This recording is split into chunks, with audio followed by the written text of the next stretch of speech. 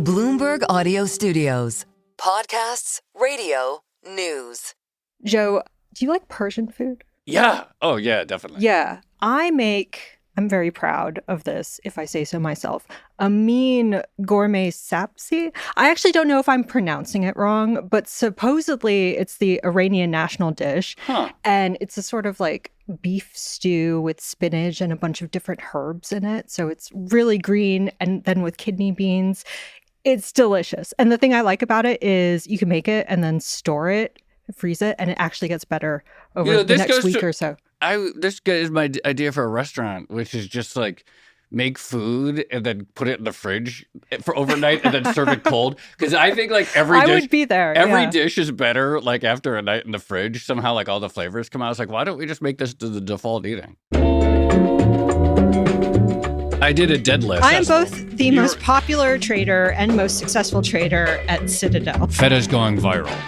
Barges. This is an after-school special, except I've decided I'm going to base my entire personality going forward on campaigning for a strategic pork reserve in the U.S. black gold. These are the important questions. Is it robots taking over the world? No, I think that like in a couple of years, the AI will do a really good job of making the Odd Lots podcast. One day, that person will have the mandate of heaven. How do I get more popular and successful? We do have the perfect guest. You're listening to Lots More, where we catch up with friends about what's going on right now. Because even when the Odd Lots is over, there's always lots more. And we really do have the perfect guest. So I'm a big fan of Iranian food. I always wanted to go to Iran and actually try it. Yes. And it makes me sad that I haven't been able to do it. And with, recent events, terrible events in Iran, we've had anti-Islamic Republic protests that have reportedly left thousands of people dead. I'm not going to say the specific estimate because it's changing all the time. And also there's not that much transparency at the moment because the government has shut down the entire internet. But it's just sad. Look, I know very little about Iran.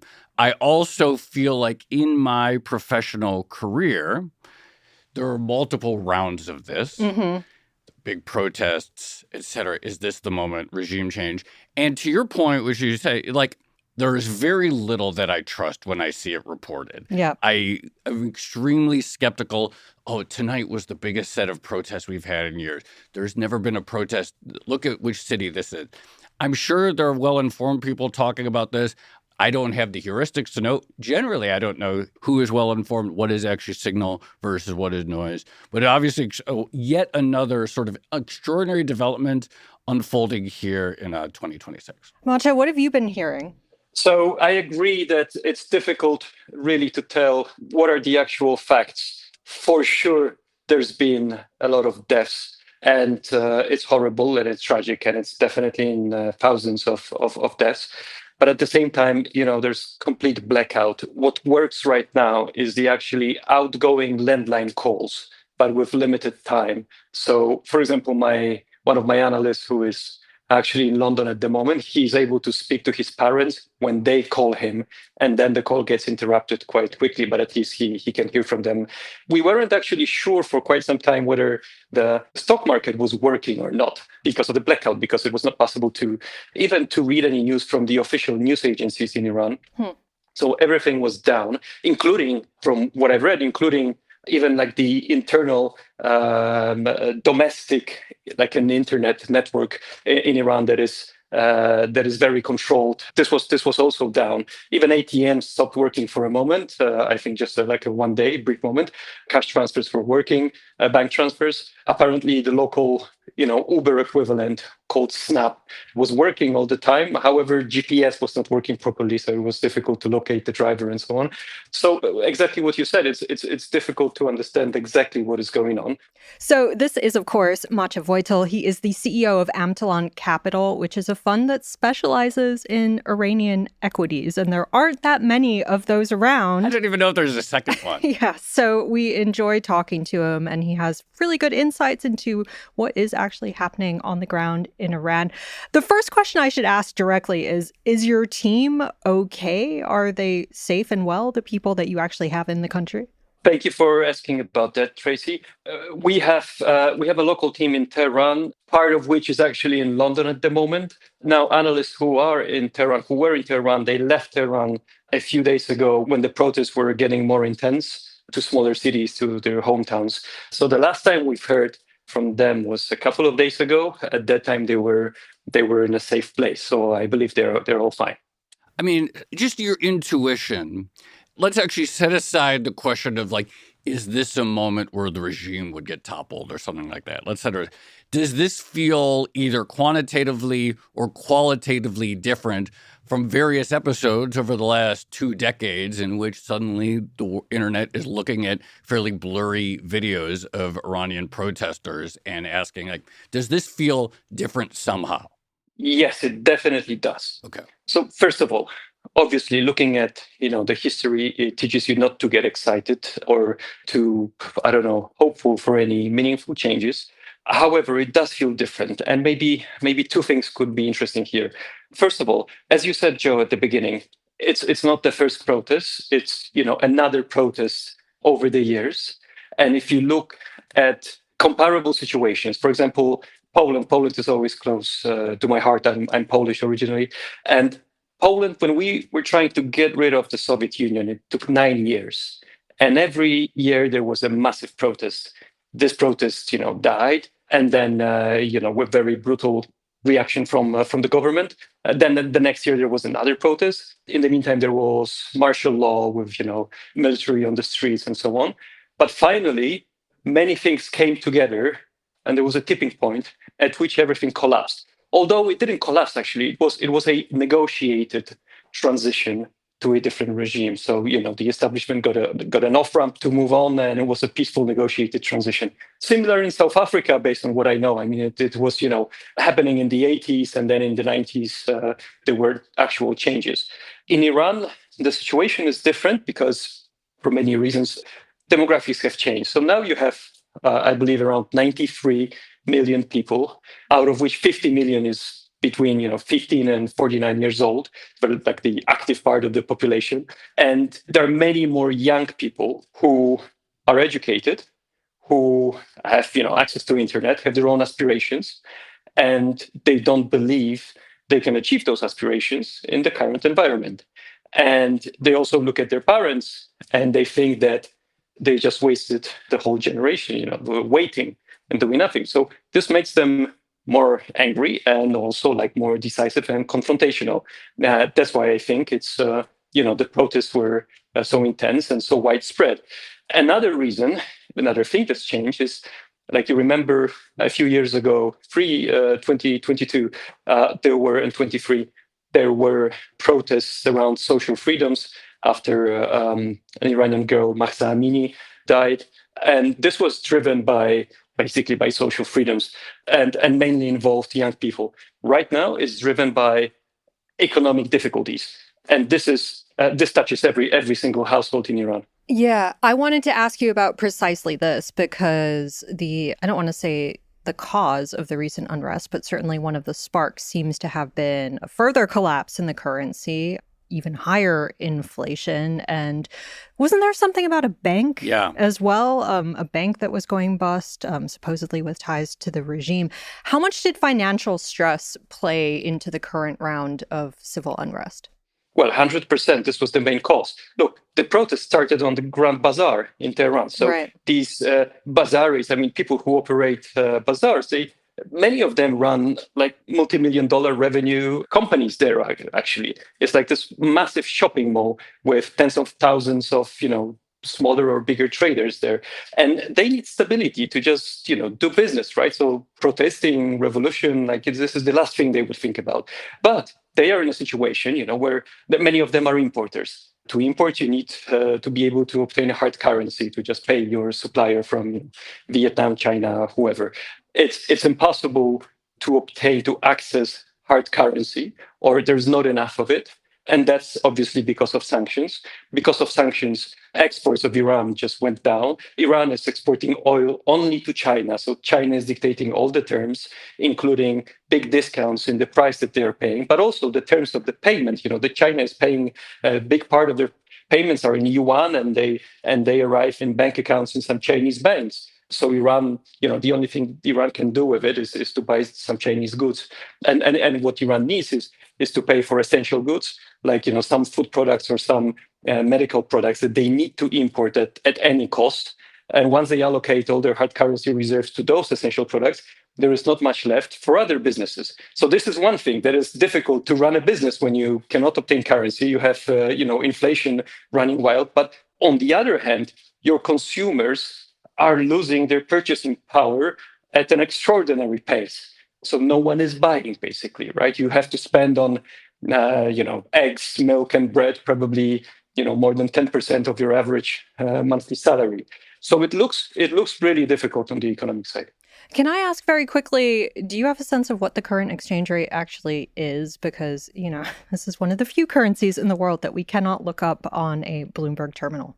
Yeah, it's around 1.5 million rial per $1, which means it went down around 98% over the last decade, and around almost 50% since before the war with Israel last year, so over the last 7 months.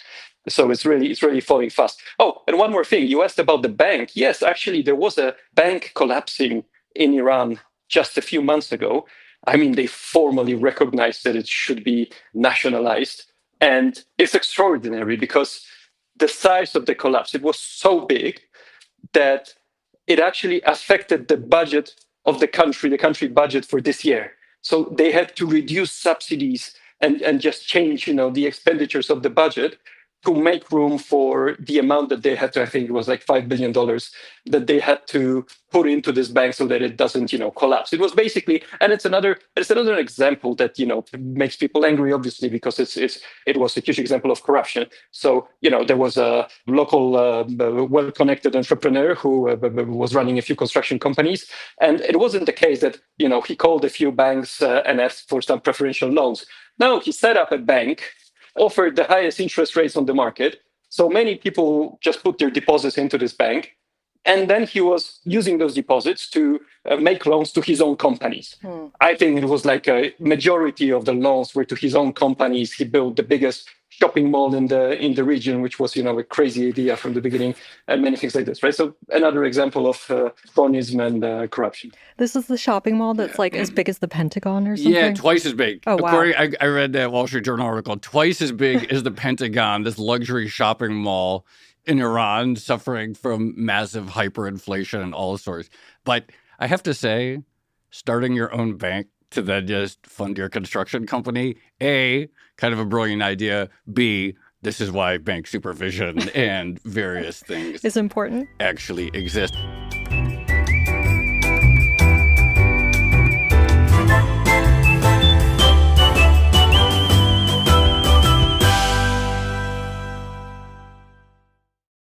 It's surreal to me, the surreality of here is a country that right now is a de facto information black hole. You mentioned we don't know if the stock market is trading. Here's a country on Earth, and right now where we are in New York or where you are in London, we can't even answer the simple question, is the stock market functioning right now?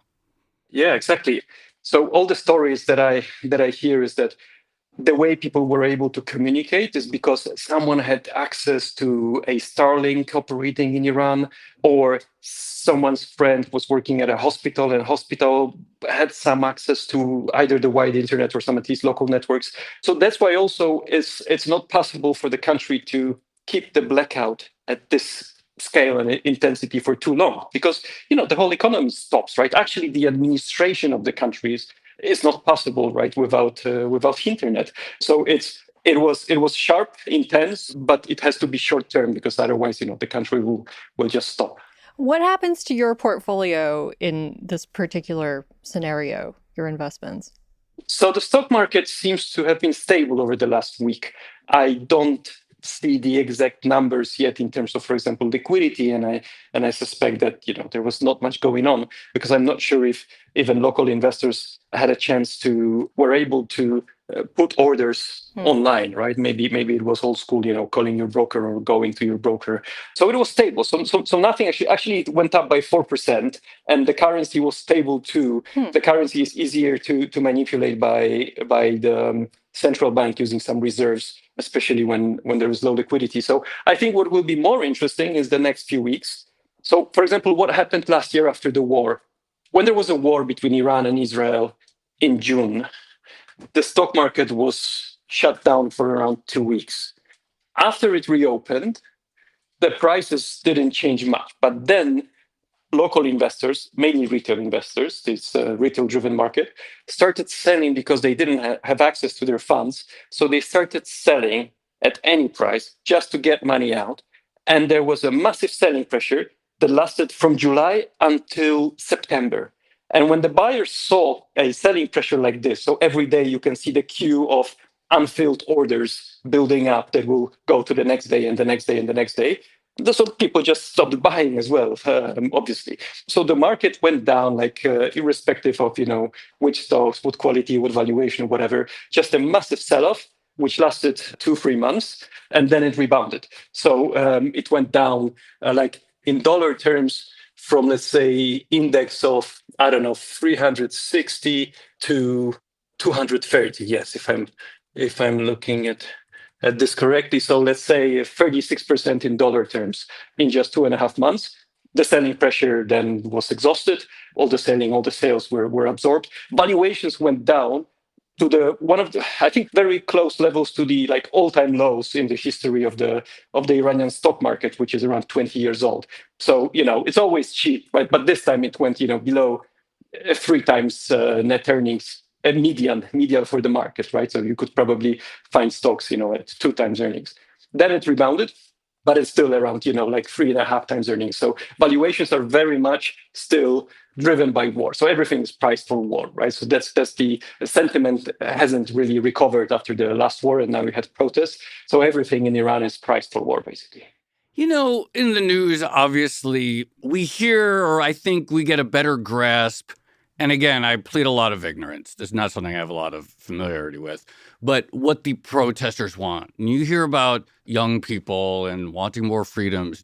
Can you give a sort of, political economy breakdown of you don't hear about the people who obviously don't want regime change. Generally speaking, we don't know much about them or who they are.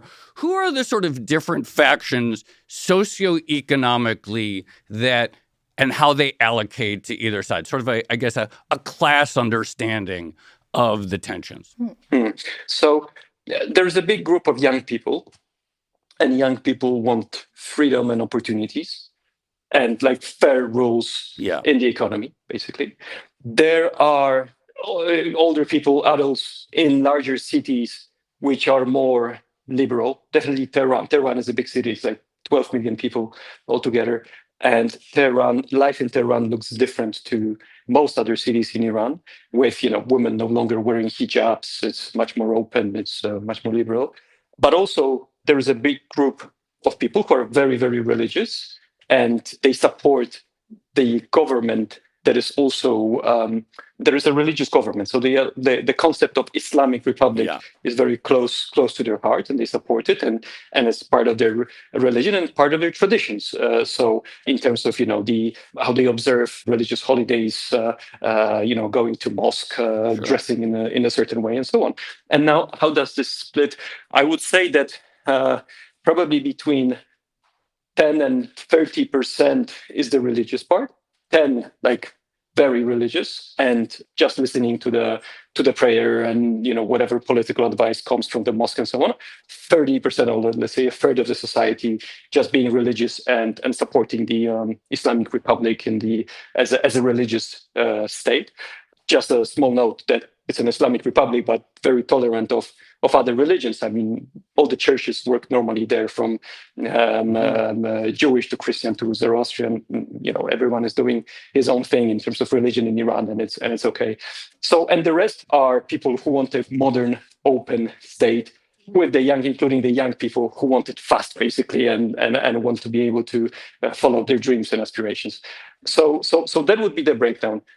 So I should just say we're recording this on January 15th. The headlines are coming pretty fast nowadays, so who knows what will happen by the time we publish this episode in just 24 hours or so. But the latest headline is that tensions seem to have eased a little bit with the U.S. because the Iranian government said they're not going to kill any more people, or told Trump they're not going to execute more people.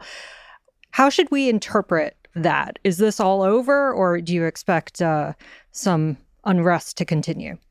Well, it's hard to predict. It's very unpredictable. I mean, unrest is difficult to predict, the dynamics around the unrest. Then, the government of Iran is difficult to predict. But, the government of the US is difficult to predict because, right now, yesterday, you had news that President Trump was saying that, yes, he got information that, killing stopped. So this is what he was, what he wanted to achieve. So it looks better. The day before, everyone thought that, they are getting ready to strike Iran. So I think those things can change in 24 hours. So it's just impossible to predict.